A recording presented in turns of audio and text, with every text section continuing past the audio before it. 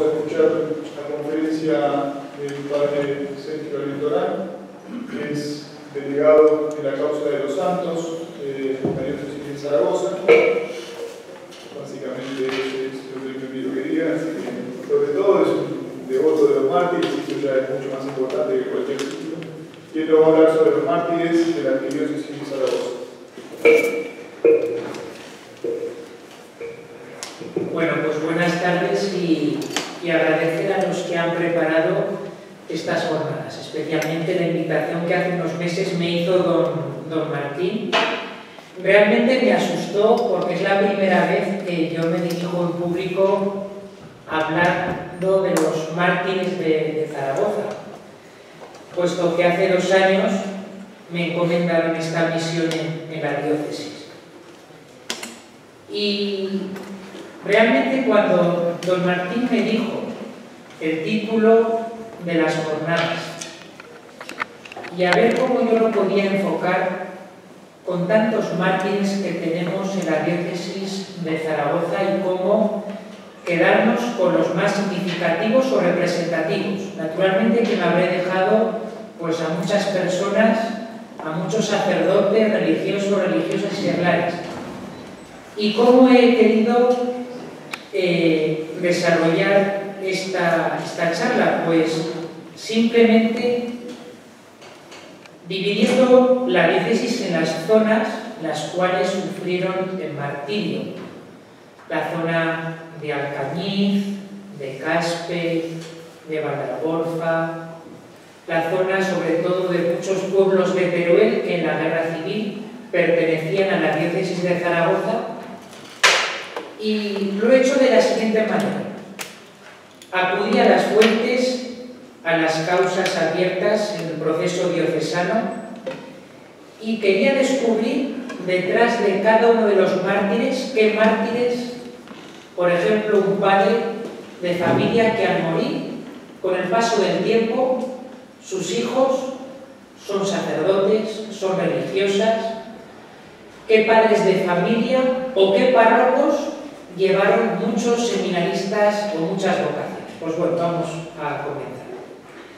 Estas palabras quieren ser un signo de gratitud a la Iglesia de Zaragoza, a todos los sacerdotes, religiosos y seglares que con su sangre dieron testimonio de su vida cristiana durante la guerra civil. Su testimonio debe motivarnos a proseguir la tarea evangelizadora con más coraje apostólico. Muchos de ellos fueron testigos de la fe, apóstoles de la caridad, de la enseñanza religiosa, de la formación humana y de la doctrina social de la Iglesia. Nacieron y vivieron en familias de antigua tradición cristiana, alimentada diariamente de la Eucaristía, el rezo del Rosario y otras devociones.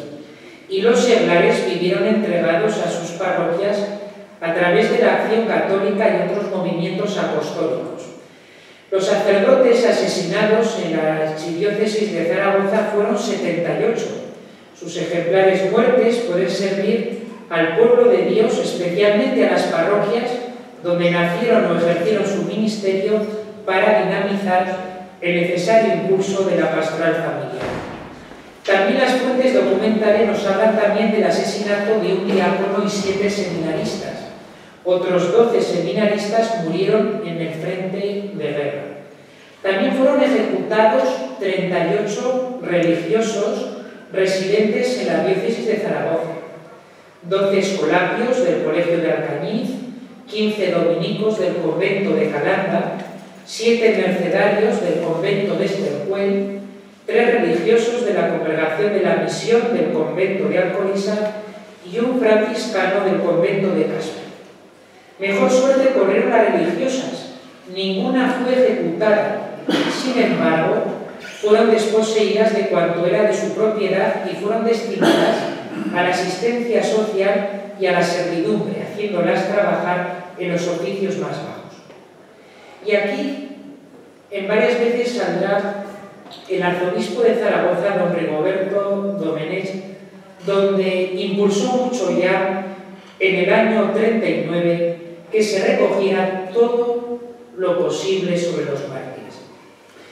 Y el informe enviado por este arzobispo don Rigoberto a la Nunciatura de Madrid indica que la totalidad de los sacerdotes y religiosos murieron dando pruebas inequívocas de heroicos ministros de Cristo, con edificación declarada y manifiesta de sus mismos verdugos en muchos casos, hermoseando sus muertes con actos de sacrificio y humildad y con manifestaciones de que morían gozosos por la causa de Dios y la salvación de la patria. Respecto a los seglares, es más difícil precisar el número de personas que fueron asesinadas, aproximadamente unas 3.000.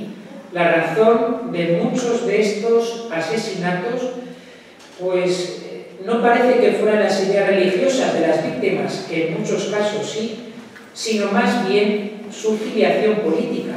Pero también debemos decir que otras personas, otros seglares, fueron fusilados por ser familiares de sacerdotes o por motivos exclusivamente religiosos. Por eso el arzobispo Domenech, en el año 39, dirá: urge recoger cuanto antes los datos, no solo con fines estadísticos, sino para tener el expediente auténtico de los heroísmos y martirios de los que vertieron su sangre por Cristo, con las circunstancias de su muerte que en su día podrán ser aportados al juicio definitivo del sumo pontífice y para escribir el martirologio César Augusta. Y comienzo con el primer grupo martirial de la parroquia de Alcañiz.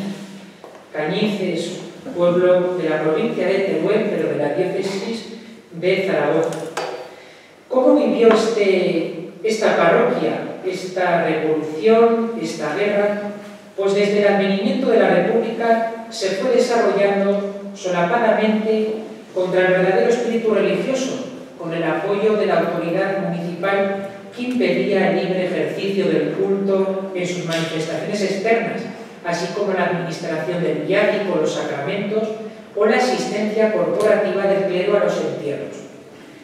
Durante el dominio fueron cruelmente perseguidos todos los sacerdotes, religiosos y seminaristas de esta parroquia, algunos detenidos y llevados al lugar en que fueron fusilados durante el trayecto, siendo insultados, maltratados y encarcelados.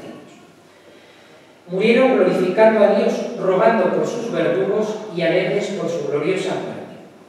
Y aquí he recogido de todos los mártires a 3 del grupo de Alcañiz. El siervo de Dios, Pedro Gracia, nació en Moyuela, Teruel, y como párroco de Alcañiz, sus principales preocupaciones eran la caridad con los necesitados, las obras de piedad y el continuo apostolado. Realmente, don Pedro Gracia hizo el título de estas conferencias: Las familias cristianas, semillero de vocaciones. Dedicó muchas de sus energías sacerdotales a la pastoral juvenil, preferentemente a los jóvenes de Acción Católica, y decía: preparémonos por si Dios nos quiere mártires. Su sobrino fue Mosén Pedro Altabella, que más tarde fue canónigo de la Basílica de San Pedro en Roma. Y naturalmente que Mosén Pedro Altabella habla de su tío en sus escritos, diciendo que era un sacerdote humilde en el ejercicio de su ministerio y que elogió siempre el trabajo de los demás sacerdotes. Tenemos también al siervo de Dios, don Antonio Ferrán Fernández, que nació en la ciudad de Guadalupe en 1892 y que murió en Alcañiz en 1936. Sus padres fueron profesores que supieron grabar en su corazón el amor a Cristo y que sus últimas palabras no fueran otras sino un grito de «Viva Cristo Rey». Fue fundador de la adoración nocturna y socio de las asociaciones piadosas de la parroquia. Era de misa diaria y comunión frecuente. Una hija suya declaró: lo que recuerdo de mi padre es que es una persona rectísima, buen esposo y padre de 2 hijas, que en la actualidad vivimos. La religiosidad de mi padre era muy grande.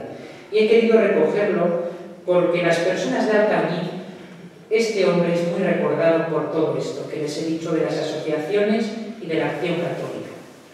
Y por último destaco al siervo de Dios, José Jimeno Lozano, de espíritu alegre y sereno, adornado padre de familia. Todo su encanto era pasar junto a su esposa e hijos los días de su vida, procurando hacérselos agradables. Para esto buscó cuantos medios estuvieran a su alcance, aunque siempre basado en los principios cristianos, que había sido imbuido por sus cristianos padres y por los sabios profesores, los padres escolapios. Y es curioso porque él siempre dio el santo ejemplo de morir como mueren los buenos católicos, mirando al cielo. Es la frase que recuerdan sus hijos al dar testimonio de su martirio. Pasamos al grupo martirial de la parroquia de Andorra. El siervo de Dios, don Mariano Alcalá Pérez, fue exmaestro general de la Orden de los Mercedarios. Era natural de Andorra y tuvo muchos cargos. Fue ordenado en Roma, maestro de novicios, provincial de Aragón y maestro general de la Orden de la Merced del año 1911. Y el 8 de marzo de 1936 el padre Alcalá pasó a su pueblo natal, Andorra, buscando alivio para una dolencia que lo torturaba desde hace varios meses. En Andorra recibió la corona del martirio. El padre Mariano quedó en el recuerdo de cuantos lo conocieron y trataron en el difícil arte de seguir a las almas por el camino de la perfección.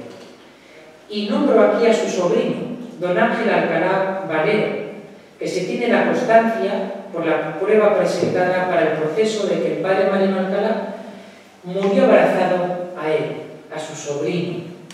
Estaba casado, don Ángel Alcalá tenía 6 hijos, una de ellas actual es monja dominica en Zaragoza, y dice de su padre: en nuestra familia y en el pueblo siempre han tenido a mi padre como mártir. Todos reconocen que el único delito que tenía era el de ser católico practicante. Pasamos al grupo martirial de la parroquia de Caspe. Desde las elecciones de febrero del 36 se empezó a insultar a los sacerdotes en la calle, se prohibieron las procesiones y otras manifestaciones tradicionales de culto, y se obligó a salir de la población a los sacerdotes y a los padres franciscanos. El culto público estuvo suspendido durante 2 años.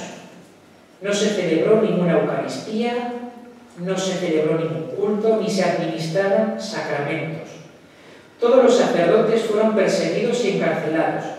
Las religiosas, tanto las monjas capuchinas como las de Santana y las hermanitas de los ancianos desamparados, fueron llevadas al asilo, como he dicho antes, al servicio de los ancianos, de los pobres allí recogidos y después en los comedores municipales que se establecieron. Aunque algunas fueron amenazadas, a ninguna asesinaron ni maltrataron. Y aquí traigo 2 mártires seglares, un padre y un hijo. El siervo de Dios, Teodoro Alvareda, farmacéutico, casado, era una de las personas más piadosas, honradas y laboriosas de Caspe. Era un cristiano recio, padre ejemplar, profesional estudioso e impulsor de la vida agrícola e industrial del pueblo. Presidió el sindicato católico y tuvo a gran honor ser presidente de la Cofradía del Santísimo Sacramento, y murió diciendo: Dios mío, ¿qué hemos hecho? Viva Cristo Rey, viva la Virgen del Pilar. Y tuvo varios hijos. Su hijo, que ahora lo diré, fue asesinado con él cuando se dirigían a misa de 12 de la parroquia. Y su hijo es el que fue sacerdote ilustre de la obra del Opus Dei, don José María Alvareda. Este es el hijo también. Su nieta declara: puedo asegurar que yo adoraba a mi abuelo, recuerdo su bondad, su cariño, nunca le dimos un enfado, era un excelente abuelo. Cómo gozaba con sus nietos cuando nos hacía bendecir la mesa y nos sentaba a su lado. Íbamos a misa con ellos y en aquel tiempo tenían a su cuidado la capilla del Pilar y desde allí seguíamos la parroquia, la misa de la parroquia. Y su hijo, Teodoro Alvareda Herrera, pertenecía a la Juventud Azocatólica, a la Orden Tercera de San Francisco y las conferencias de San Vicente de Paúl.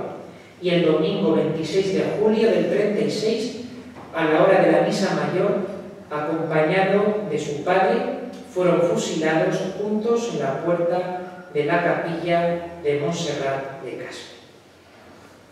Aquí hago un paréntesis, porque yo soy nacido en Caspe y realmente uno, pues, también tuve, bueno, voy a decir también la suerte de estar 3 años de párroco de mi pueblo. Y por lo tanto descubrí muchos testimonios de personas que durante los años de la guerra, posteriores, sobre todo hicieron que la presencia religiosa en Caspe esté presente. Siguen estando los franciscanos, las hermanitas, las clarisas, las sanas y muchos sacerdotes que hemos salido de este pueblo. Y como no, yo lo veo con el ejemplo de los mártires, muchas vocaciones a la vida sacerdotal y religiosa. Pasamos ahora a la parroquia de Híjar. Realmente la parroquia de Híjar fue una de las zonas más atacadas de nuestra diócesis. De hecho, la población de Híjar fue el pueblo invadido por las columnas procedentes de Barcelona y Cataluña, y la misma tarde del día 28 de julio comenzaron a arder las iglesias y las ermitas. Fueron saqueados los conventos, quemados archivos, y sobre todo un total de 49 personas, seglares, religiosos, seminaristas y sacerdotes, fueron asesinados por el único delito de ser buenos cristianos. Y entre ellos destaca la figura de Mosén Luis Turón Ainsa, que encabeza una de las causas que tenemos en la diócesis de Zaragoza y que está presentada ya en Roma, que sigue adelante junto con otros 69 mártires. Mosén Luis nació en Híjar. A la salida del sol ya estaba en el templo haciendo oración y escuchando confesiones. Cuidó también con esmero la catequesis y trabajó con las Juventudes de Acción Católica, que fueron semillero de ejemplares matrimonios cristianos. Destacó por su entusiasmo en la pastoral vocacional, llevando al seminario muchos jóvenes. Era considerado un santo por todos los feligreses de Híjar y un apóstol infatigable en su ministerio. Cuando ibas a Híjar, las personas que vivieron o escucharon hablar de Mosén Luis lo definen como que fue un paño de lágrimas para todos los que padecían y sufrían, un excelente consejero para todos los hogares, en una palabra, el alma de Híjar. Y tenemos al siervo de Dios Pascual Romero, que por ir todos los días a dar de comer a la cárcel a Mosén Luis, también fue arrestado y fue fusilado junto a él. También tenemos a don Mariano Aguilar, muy conocido por todos, padre de 2 sacerdotes, Vicente y Carmelo, y una religiosa dominica de clausura, Carmen, hombre de misa y comunión diarias. Decía que sin comunión no podía vivir. Desde que los niños iban recibiendo la comunión, don Mariano los llevaba junto a él todos los días a misa, y por eso fue asesinado, por ser padre de sacerdotes y de una religiosa. También destaco rápidamente al beato Francisco Calvo Burillo, que nació en Híjar y fue dominico, y fue destinado a la enseñanza en el Colegio de Oviedo hasta el año 1912, en que se alistó entre los primeros para la restauración de la provincia de Aragón de los dominicos. Decían que era un piadoso instrumento para que personas pudientes ejercitasen la caridad entre los pobres de Híjar, a quien el padre tenía en gran consideración y les ayudaba en todo lo que podía. Profesor estimado y escritor popular muy valorado. De escasa salud aprovechaba el verano para reponerse junto a su anciana madre, de modo que el preámbulo e inicio de la contienda los vivió en casa de su madre. Durante las 12 horas que estuvo en la cárcel, la noche que comenzaba el 1 de agosto, el padre Francisco escribió unas letras a su madre, cuyo original se conserva y dice: «Mamá mía amantísima, a Dios y ruega a Dios y ruega por mí. Ya no nos veremos más hasta el cielo. Perdóname, todo lo que tengo, la máquina y cualquier otra cosa es de la orden. Reparte el dinero a los pobres. Un abrazo de tu hijo en agonía. Cansado y enfermo, su camino al martirio fue de verdadera elocuencia. A los culatazos y empujones, las caídas y esfuerzos por poder andar, blasfemias, burlas, insultos, respondía rezando el rosario en voz alta. Al llegar al lugar del sacrificio, pidió poder terminar el rosario y morir de frente, perdonando y bendiciendo a sus enemigos. Curiosamente se le concedió todo, se puso el rosario dentro de la boca, abrió los brazos en cruz y dijo: ya podéis disparar. Una descarga fulminante fue suficiente, tenía 55 años de edad y 38 de vida religiosa y 31 de sacerdote. Hablamos ahora del grupo martirial de la parroquia de Valdargorfa. El grupo martirial de Valdargorfa estaba formado por 5 sacerdotes diocesanos, un religioso escolapio y 6 laicos que fueron asesinados en el 36. Los sacerdotes y religiosos se condujeron en todos los momentos de la persecución como discípulos de Cristo. Destaca don Manuel Timoteo Fuster, era el 4º hijo, padre de numerosa prole, que componían una piadosa familia de labradores, y cuando descubrí la historia de este sacerdote, descubrí pues, que había muchos más sacerdotes de esta familia.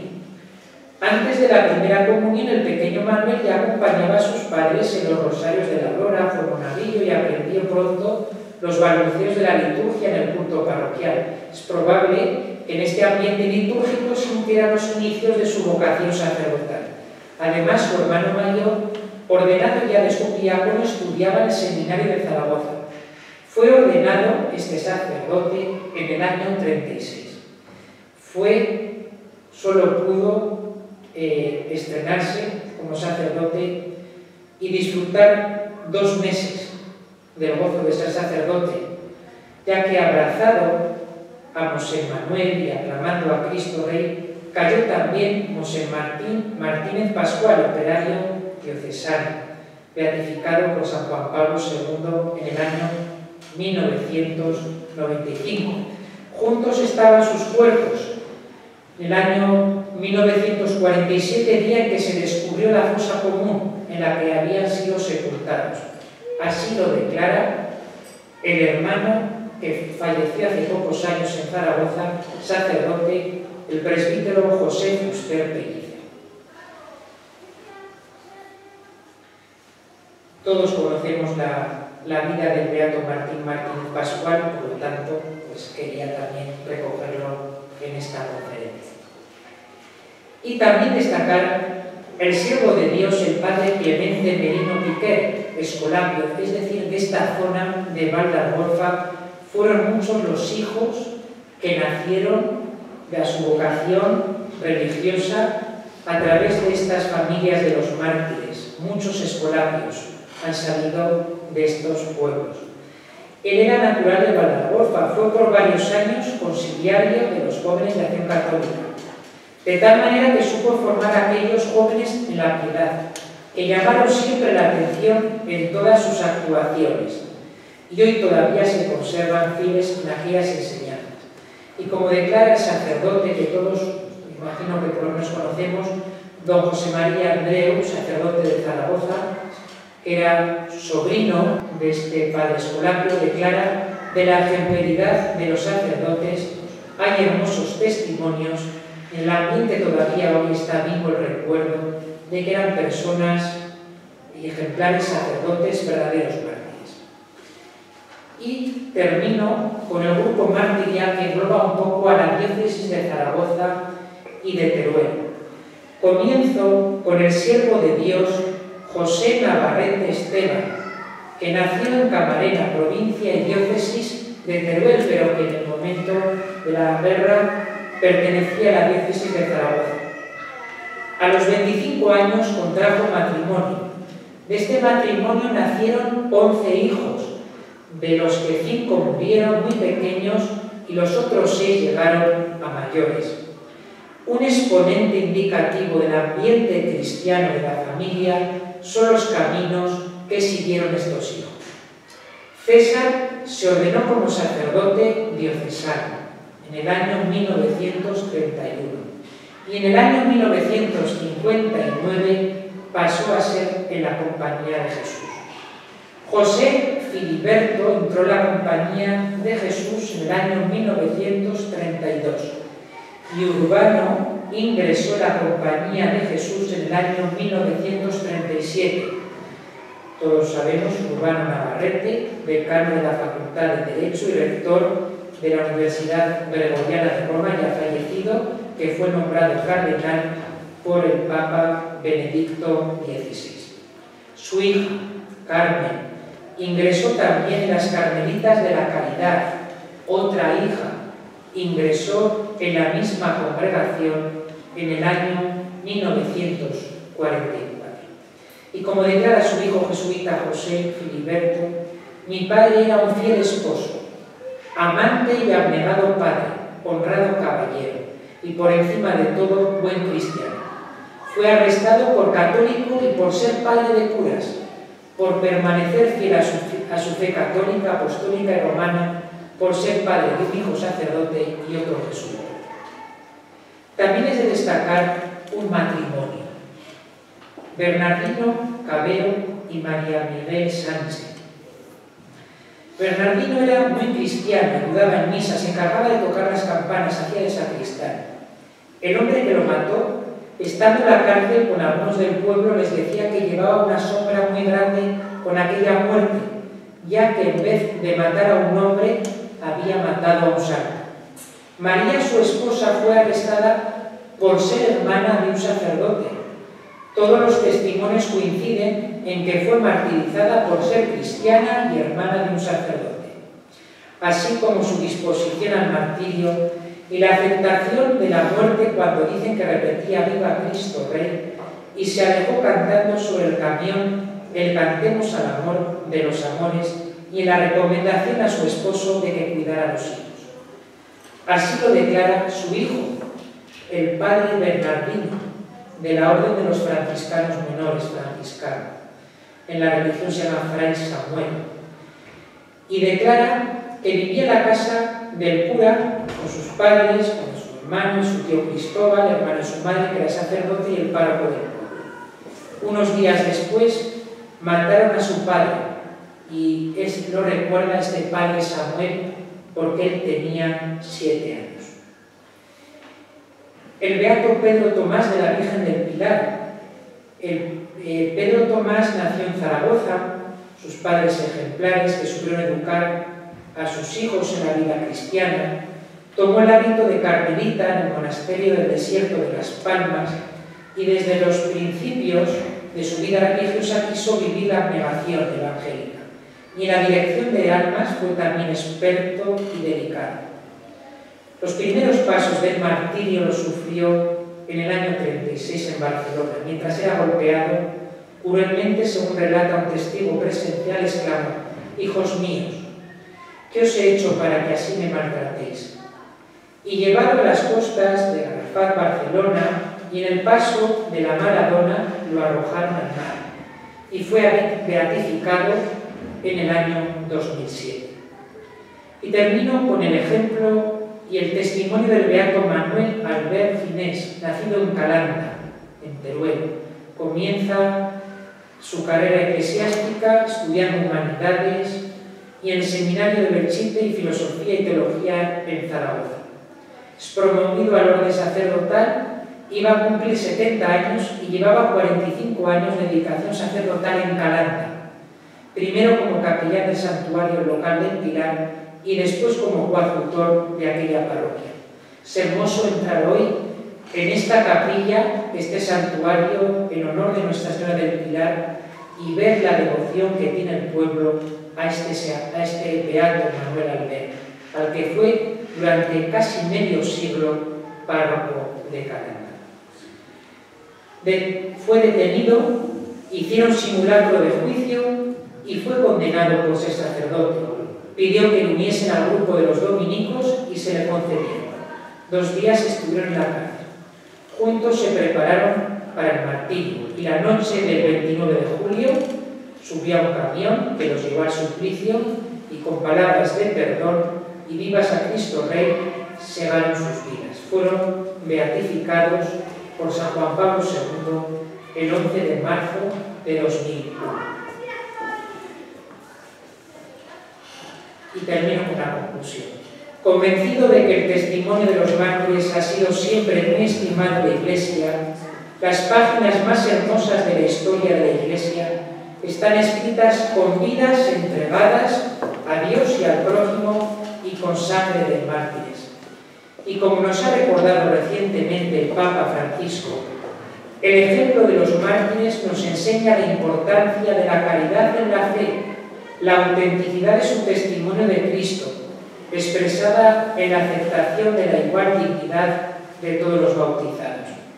La herencia de los mártires puede inspirar a todos los hombres y mujeres de buena voluntad a trabajar en armonía por una sociedad más justa, libre y reconciliada, contribuyendo así a la paz y a la defensa de los valores auténticamente humanos en el mundo entero.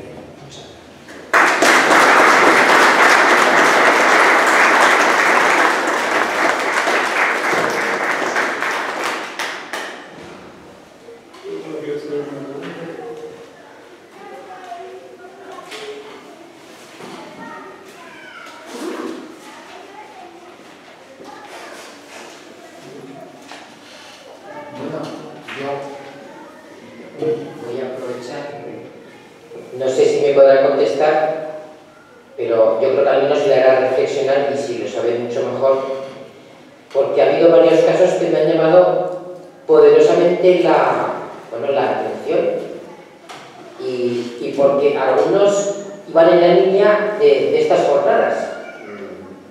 Bien, aquellas familias numerosas con tantos hijos y tantas vocaciones y de que han surgido a través de unos padres que eran cristianos ejemplares. Bueno, esto da mucho de sí. Pero mi pregunta no era esa, sino la siguiente, algo que yo estoy planteando, que le estoy dando vueltas y pues acaso tiene contestación. Y es, en los tiempos de la Segunda República, en que comienza a haber una persecución legislativa, económica, se ve que retienen los sueldos a los sacerdotes, es también un tipo de persecución. La Iglesia no estaba organizada ni preparada. Bien, el hecho de que haya violencias sistemáticas contra la Iglesia durante la Segunda República, yo creo que en muchas familias hace que vayan madurando entre ellos, a que se abra la perspectiva del martirio. Quizás acabemos en algún momento siendo mártires, no solo los sacerdotes y los consagrados, sino también las familias cristianas. Yo no sé si se ha encontrado usted con cartas de un sacerdote a su padre, del padre al hijo, del hermano a la hermana. Yo tengo casos, pero no sé si usted se ha encontrado, porque me parece que es un aspecto muy interesante de ver cómo este ambiente de quizás sea igual que en tantas naciones del mundo. La posibilidad del martirio en muchos lugares del mundo es real. En esos años se ha encontrado usted con esa especie de posibilidad de cómo unos a otros se animan y dicen, pues mira, a pesar de esto yo veo las cosas, pero antes de julio del 36. Simplemente esta es mi pregunta, porque yo creo que, bueno, si usted tiene ejemplos de los casos tan, bueno, hermosos que ha citado, pues bueno, agradecería.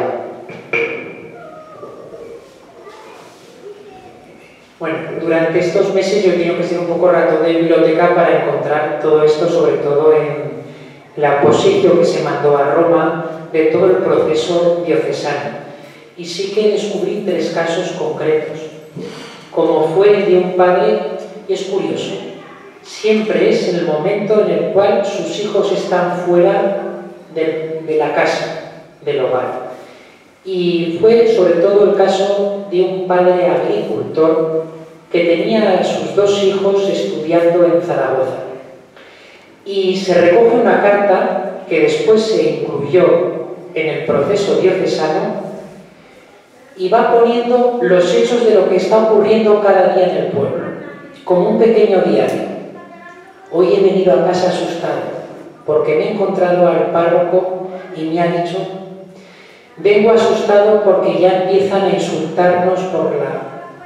Entonces, a mí esa carta, encima el hijo la pudo traer del puño y letra guardada, es un testimonio que realmente descubre la grandeza de estos padres de familia, cómo querían inculcar a sus hijos que siguieran con esa vivencia religiosa. Es verdad que hoy la mayoría de los que vienen a declarar como testigos de los mártires siempre terminan diciendo: yo ahora no sé si sería capaz de ser un mártir, de dar mi vida por Dios, por mi fe. Y es curioso, es decir, pero a lo mejor cuando ellos descubren las vivencias de su familia, les encuentras una luz. ¿Cuánta gente ha venido a declarar a Zaragoza sin saber nada de esto, de sus padres, o que han venido otros testigos y que les ha servido de ejemplo y de aliento?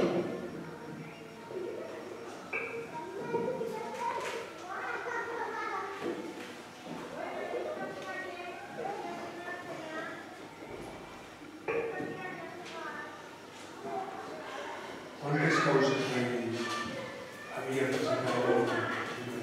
Tenemos ahora dos abiertas, una con 112 mártires, que es una causa que entran sacerdotes de la diócesis de Zaragoza, seglares, religiosos y monjas, por ejemplo, en este caso las clarisas de Monzón, con frailes escolapios, también de aquí, ahora no recuerdo ahora el nombre.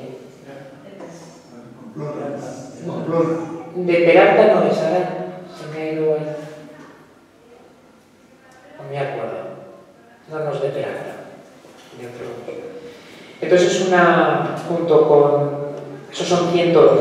Y después otra causa, que ahí solo son sacerdotes de nuestra diócesis, 2 seminaristas y 6 seglares.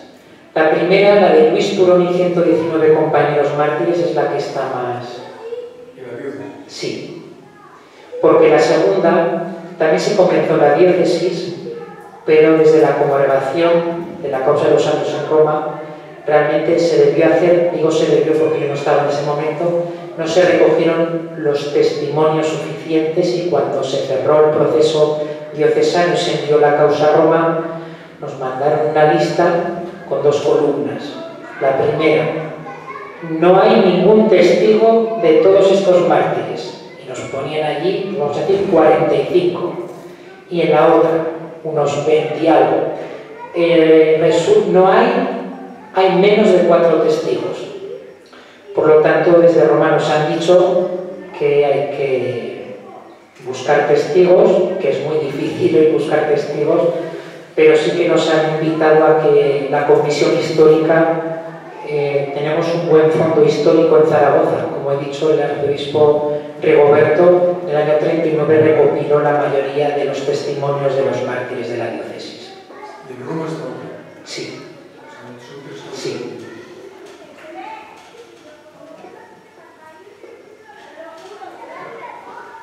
Yo quería hacer una pregunta. ¿Las causas de los seglares las han iniciado la diócesis o han sido las familias? En este caso ha sido la diócesis. Y personalmente es verdad que si detrás de una orden religiosa, de los frailes, está la orden religiosa, que son los que... Pero ¿qué ocurre con los seglares? ¿O qué ocurre con los sacerdotes diocesanos si no está la diócesis detrás? Entonces, desde la diócesis, en este caso de Zaragoza, se ha querido dar pues el protagonismo a los seglares, de tal manera que la segunda causa, que es la que por desgracia desde Roma nos la han echado atrás, para que es la donde más seglares hay, y por eso no queremos dejarla ahí, sino que queremos que continúe adelante, porque si la diócesis no apoya lo de los seglares, las familias a título personal es un proceso muy costoso, y no hablo desde el punto de vista económico, costoso a la hora de recopilar los testimonios, documentación y llevarlo adelante.